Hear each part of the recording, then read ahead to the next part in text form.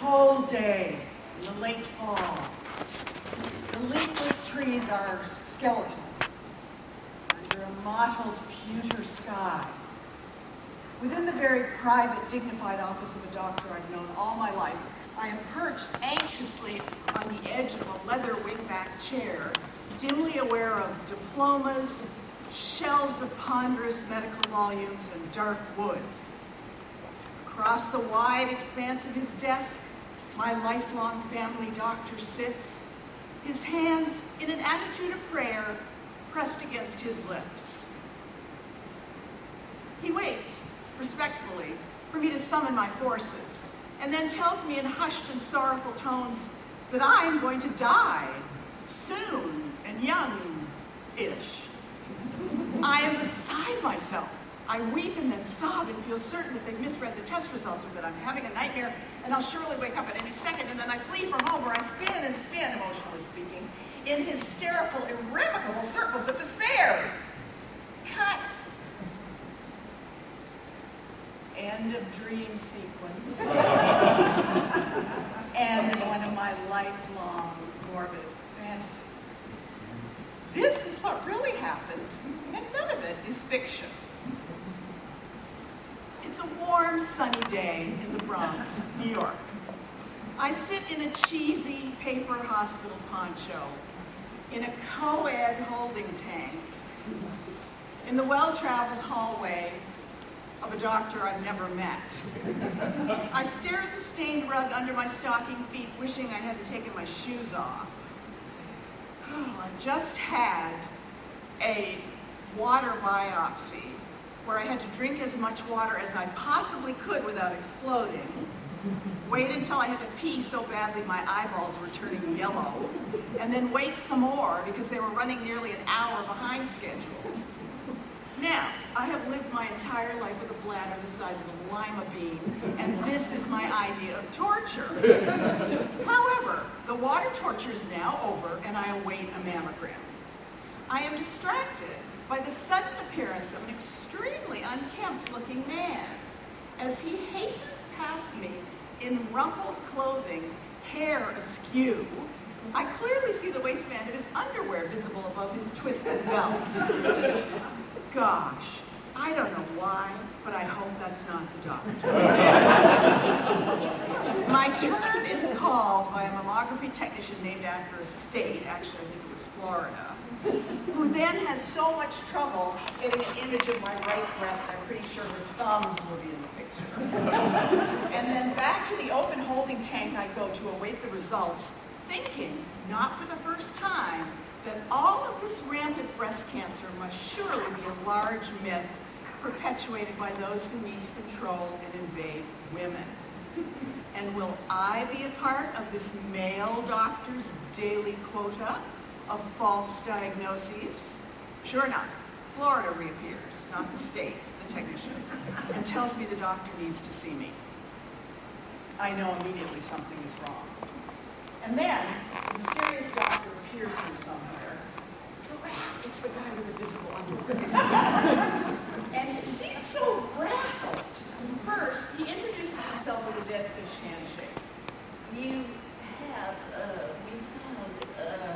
Then, he begins to tell me the ill tidings as we're walking down a very public hallway. You have, we found, there's a mass. And I have the urge to stop him and say, wait, shouldn't we be behind a closed door? Then he leads me into an office where, leaving the door wide open, he pulls a chair out at such an awkward angle that neither of us can sit down, and blurts, you probably have breast cancer. This, with an edge of ill-concealed glee, no doubt at his clever finding. My first impulse on that day in September was to say something calming to the doctor. I reached out to touch him and said, it's okay, because he seemed to need calming, while some other part of my brain was thinking, I wonder if I should tell him that since my degree is in classical ballet, I guess this makes me a dancer with cancer. Then, he hustled me out the door and across the street to my primary care doctor, who, caught unawares at the end of snack time, reiterated the ill tidings while clutching the stub of a chocolate snack.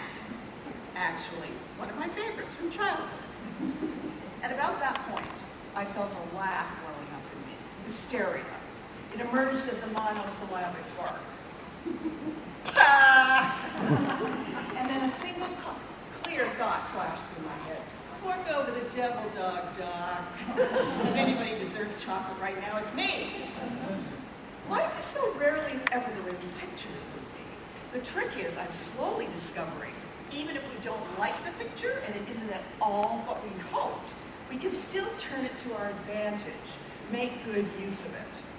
That night, my Chicago friend Jill calls and says, I can't believe that doctor was eating a corn dog. Not a corn dog, I tell her, a devil dog. It's in the Twinkie family. My husband later tells me that I should not have focused on that doctor's frazzled appearance and says it was probably a prayer sash I saw around. Some of the doctors at this particular university hospital wear prayer sashes. I can't help but ask, an off-white sash with the word Haynes printed on it? Later that month, I am in your standard issue medical exam room at the breast surgeon's office in the Bronx. The breast surgeon is gentle and efficient and accompanied by a warm, mature nurse. My husband's with me and is apparently so thrilled by the sight of my bosom framed in a yellow paper gown under the examining room lights.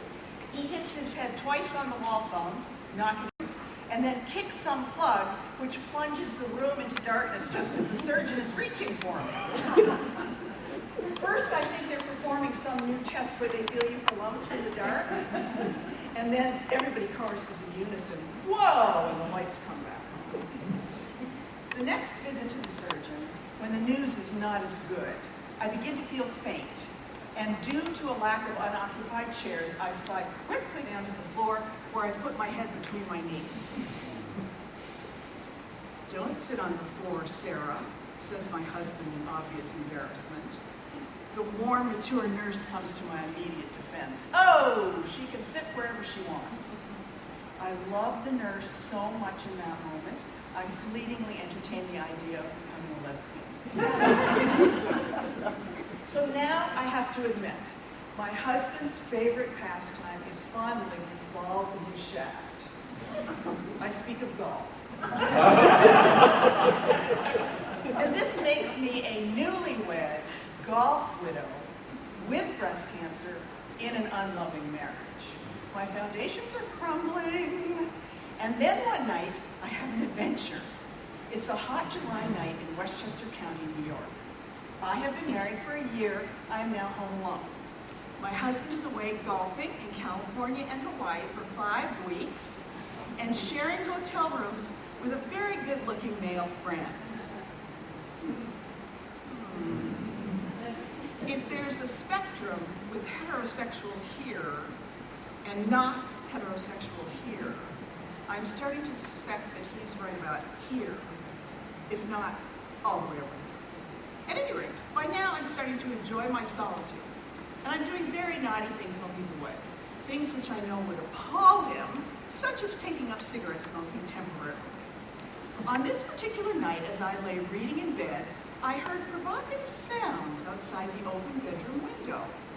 First, I became aware of a loud engine hum, and then I heard choppy, staticky voices on walkies. But when I looked out the window, expecting to see a utility truck in the street below, nothing was visible. Intrigued, I decided to investigate despite my state of undress. So, down the back stairwell and out into the hot darkness I went, walking down the middle of the warm, deserted street in just a long t-shirt with no undies. And a bright light led me to the train station. A bright light! The light! The light! I'm following the light. Is this the out-of-body experience I've been craving? I climbed the narrow stairs beside the overpass and, staying concealed in the bushes, came upon, enormous track repairing equipment, much to my disappointment because I'd been hoping for a spaceship. But I had loved going on a secret solo adventure in the dead of night wearing no undies. I picked pictured myself as one of our ancestresses leaving her nest of a warm night to venture noiselessly forth, scantily clad, and peer through the leaves at some huge, browsing, woolly mammoth. And the symbolism refilled my awe and wonder tank. And is there anyone among us who doesn't need refills on awe and wonder? So, here we are now at a 5-star golf resort in North Carolina. I have been married for 3 years, and although I'm still not a golfer, we still always seem to take golfing vacations. Something is amiss here, but I can't put my finger on it. At this point, we have reached the pinnacle of golf holidays at a resort with 8 or 9 18-hole courses. I've lost count. My husband doesn't consult me on any decision-making, and I'm having a recurring dream that my legs won't work. I'm trying to get away from something, but my knees will no longer bend, and I can't get up any speed.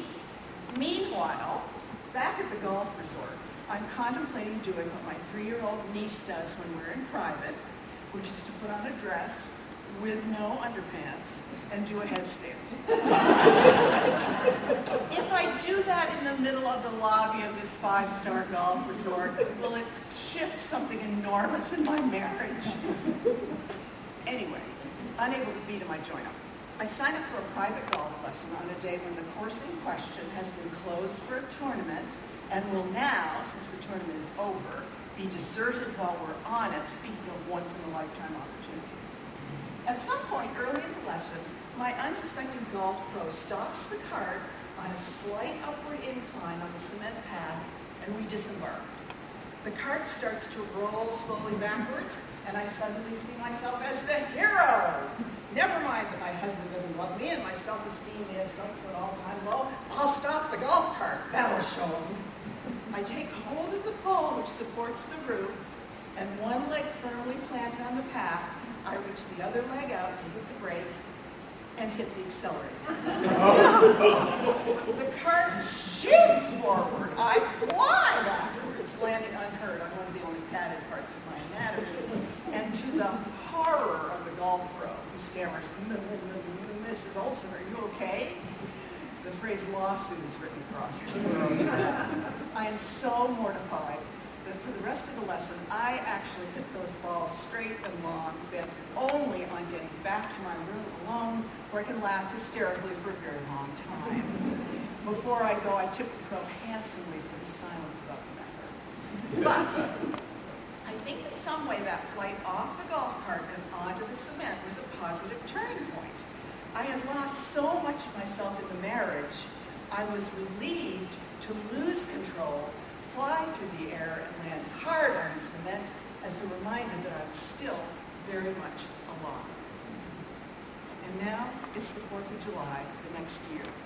I am at a lakefront party with various members of my beloved family. As I stand alone at the end of the dock for a few brief moments, a husband and wife float across in front of me in a canoe. She is in the bow, he is in the stern, and he is saying to her, under his breath, through gritted teeth, "Just stop paddling." And suddenly, it all becomes clear. This is a large part of why my marriage didn't work.